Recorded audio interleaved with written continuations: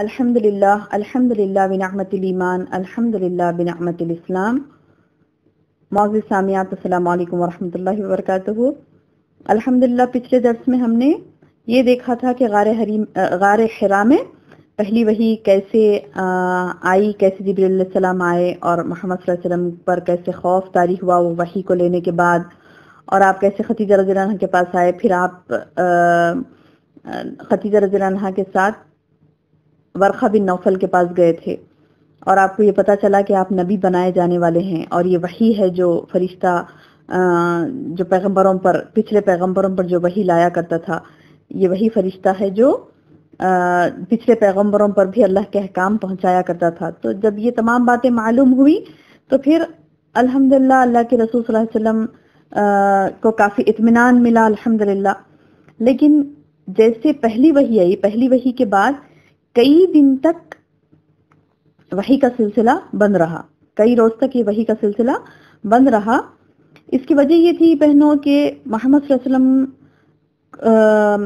یعنی آپ صلی اللہ علیہ وسلم کافی گھبرا گئے تھے نا، جیسے میں نے آپ کو بتایا تھا پچھلے درس میں کہ آپ صلی اللہ علیہ وسلم بہت زیادہ گھبرا گئے تھے اور آ کر خدیجہ رضی اللہ عنہا سے کہا تھا کہ مجھے اڑا دو، مجھے بہت خوف ہو رہا ہے، مجھے اپنی جان کا ڈر محسوس ہو رہا ہے۔ تو یہ جو آپ صلی اللہ علیہ وسلم کا خوف تھا، اس کو جانے کے لیے اللہ تعالیٰ کی مصلحت یہ تھی وحی کو روکنے کی کہ وہ خوف جائے اور آپ معاملے کو سمجھیں، اس کی نوعیت کو سمجھیں کہ کیا وجہ تھی، کس کو بھیجا گیا، وہ کون تھا آنے والا، اور کیا پیغام تھا اللہ کی طرف سے، اور آپ نبی بنائے جانے والے ہیں۔ یہ تمام باتیں جب معلوم ہوئی تو اس کے بعد الحمدللہ محمد صلی اللہ علیہ وسلم کو یعنی شوق پیدا ہوا کہ دوبارہ وحی آئے ان کے پاس، یعنی وہ فرشتہ آئے اور اللہ کا پیغام ان کو بتائے۔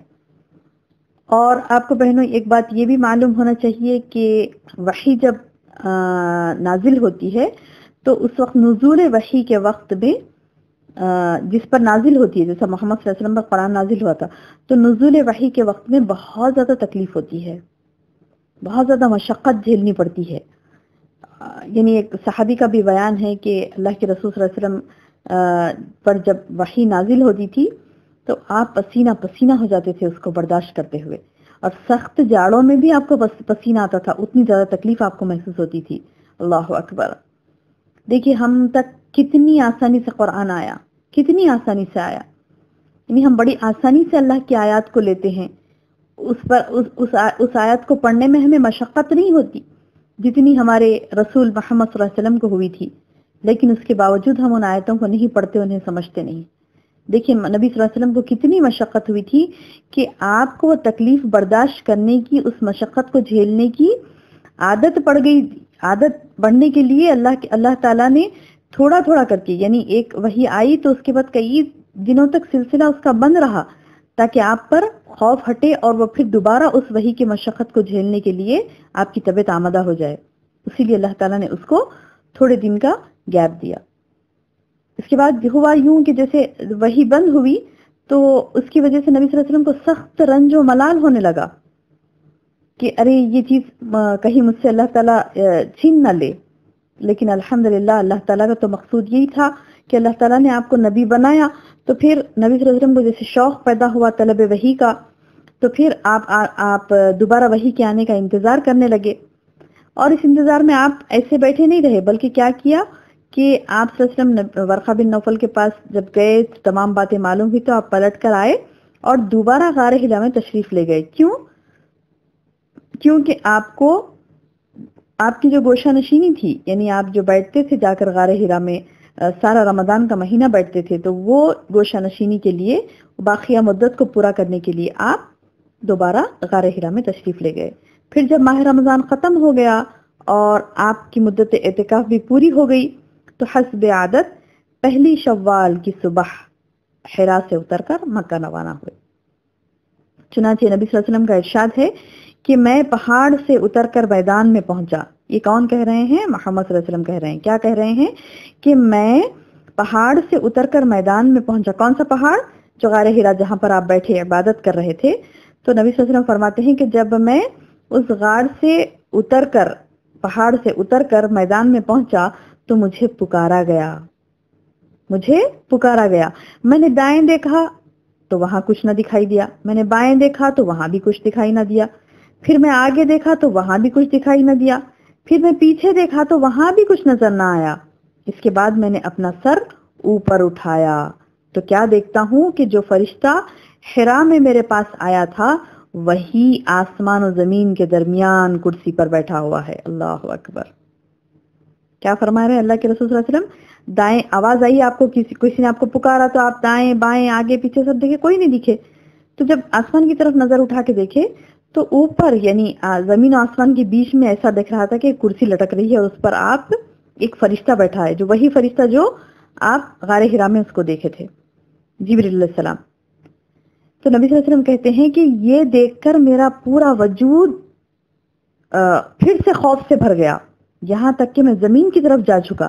دیکھیں آپ امیجن کریے کہ آپ صلی اللہ علیہ وسلم عبادتیں کر کر کر کے غار حرا سے نیچے آئے, طواف کرنے کے لیے ادھر کعبے کی طرف آ رہے تھے, اور آزو بازو کوئی نہیں ہے, دائیں بائیں کسی نے نہیں پکارا. جب آپ اوپر نظر اٹھا کر دیکھتے ہیں تو کرسی ہے جس پر فرشتہ بیٹھا ہے, تو ہوگا نا خوف, تو آپ تو زمین کی طرف جھک گئے. پھر ایسا نظر آیا آپ کو کہ وہ کرسی نیچے آ رہی ہے آپ کے اوپر. تو وہ جب نظر آیا ایسے کہ کرسی لٹک رہی ہے بیچ میں, تو آپ سمجھے کہ یہ کیا ہے, ایک دم اچانک سے جب ایسا ہوا تو پھر آپ کو پھر سے دوبارہ تھوڑا سا خوف محسوس ہوا. اس کے بعد نبی صلی اللہ علیہ وسلم فرماتے ہیں کہ میں پھر خدیجہ کے پاس آیا اور کہا مجھے چادر اڑا دو, مجھے چادر اڑا دو, مجھ پر کمبل ڈال دو اور ٹھنڈے پانی کے چھینٹے مارو. انہوں نے کمبل اڑا دیا اور ٹھنڈے پانی کے چھینٹے مارے. پھر یہ آیتیں نازل ہوئی. یعنی پھر سے تھوڑا سا خوف جب آیا محمد صلی اللہ علیہ وسلم کو, اور آ کر کمبل اوڑھ کر لیٹ گئے, یعنی خوف سے جانا محسوس ہوا تو کمبل اوڑھ کر لیٹ گئے, تو پھر یہ آیتیں نازل ہوئی. کون سی آیتیں؟ اعوذ باللہ من الشیطان الرجیم. یا ایھا المدثر قم فانذر وربک فکبر وثیابک فطہر والرجز فاہجر. سورہ مدثر کی آیت 1 سے 5 تک. یا ایھا المدثر, اے کمبل پوش, کمبل اوڑھ کر سونے والے, قم فانذر, اٹھ اور لوگوں کو ڈرا, وربک فکبر, اور اپنے رب کی بڑائی بیان کرو, وثیابک فطہر, اور اپنے کپڑوں کو پاک رکھو, والرجز فاہجر, اور اپنے گندگی سے الگ تھلگ رہو. اللہ اکبر. یہ آیتیں جب نازل ہوئی بہنوں تو یہ دوسری وحی تھی. آپ صلی اللہ علیہ وسلم کو شوق بھی ہو رہا تھا وحی لینے کا, پھر خوف بھی ہو رہا تھا. اللہ اکبر. اب دیکھیے یہ آیتیں جب نازل ہوئی, یا ایھا المدثر, اے اوڑھ لپٹ کے سونے والے, قم فانذر, اٹھ اور لوگوں کو ڈرا, تو آپ ایسا اٹھے کہ اٹھے ہی رہے. سبحان اللہ. حتیٰ کہ دین بلند ہو گیا, اللہ کی کلمے کی سربلندی ہونے تک آپ اٹھے ہی رہے, جہد مسلسل کی آپ نے. یہ واقعہ یعنی یہ آیتوں کے نازل ہونے کا واقعہ نماز فرض ہونے سے پہلے کا ہے. اس کے بعد وحی میں اتنی گرمی آ گئی, یعنی چنانچہ پے در پہ وحی آنے لگی, ایک کے بعد ایک آپ صلی اللہ علیہ وسلم پر وحی کا نزول ہوا. ان آیات سے یعنی یہ سیکنڈ جو آیت میں نے آپ کو سنائی ابھی, یعنی سورہ مدثر کی آیتیں, یا ایھا المدثر قم فانذر, تو یہ جو 5 آیتیں ہیں, ان آیات سے آپ کی رسالت شروع ہو چکی تھی. رسالت یعنی رسول بنایا جانا, بھیجا جانا. تو جیسے آپ نے کہا نا کہ اللہ تعالیٰ نے آپ کو حکم دیا, جیسے میں نے کہا نا ابھی کہ اللہ تعالیٰ نے آپ کو حکم دیا. کیا حکم دیا؟ قم فانذر, اٹھو اور ڈراؤ لوگوں کو. تو یہاں سے رسالت کا سلسلہ شروع ہوا. یعنی اللہ تعالیٰ نے حکم دیا کہ چلو اب وقت آ گیا ہے, جاؤ اور لوگوں کو ڈراؤ, متنبہ کرو. یعنی ان آیات میں آپ کو 2 طرح کے کام سونپے گئے, 2 طریقے کے کام بتائے گئے, اور ان دونوں کے نتائج بھی بتا دیے گئے. پہلا کام یہ کہ آپ لوگوں کو اللہ کا حکم بتائیں اور بدعملی کے نتائج سے ڈرائیں.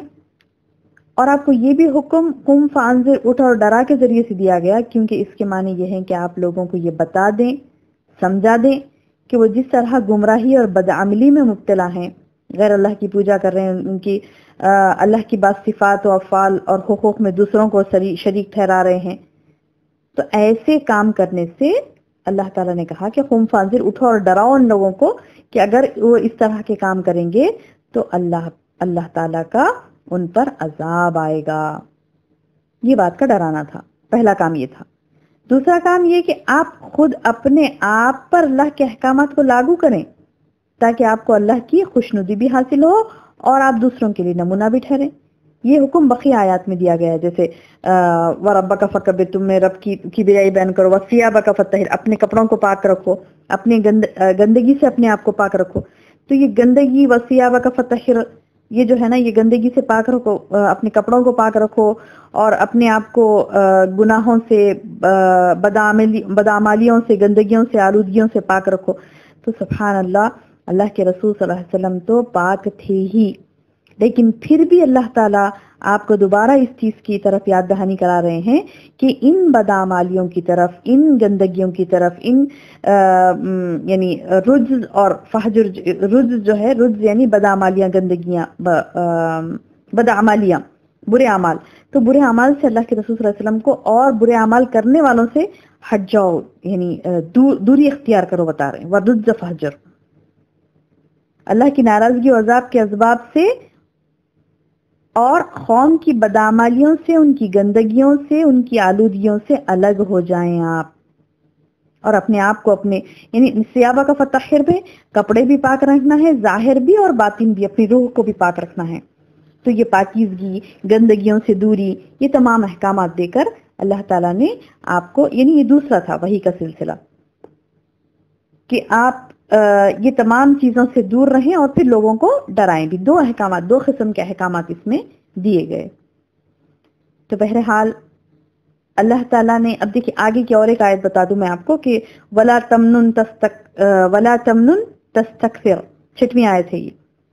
क्या है कि ज्यादा चाहने के लिए एहसान न कर, का मतलब ये है कि इस दुनिया में एहसान के बदले की ख्वाहिश और उम्मीद न रखें, बल्कि ये समझ लें कि ये मुश्किलात, ये आजमाइशों का रास्ता है, लिहाजा अपनी कौम का दीन छोड़ने और एक अल्लाह की तरफ बुलाने पर तकालीफ और दुश्वारियां सहने के लिए आप तैयार हो जाएं।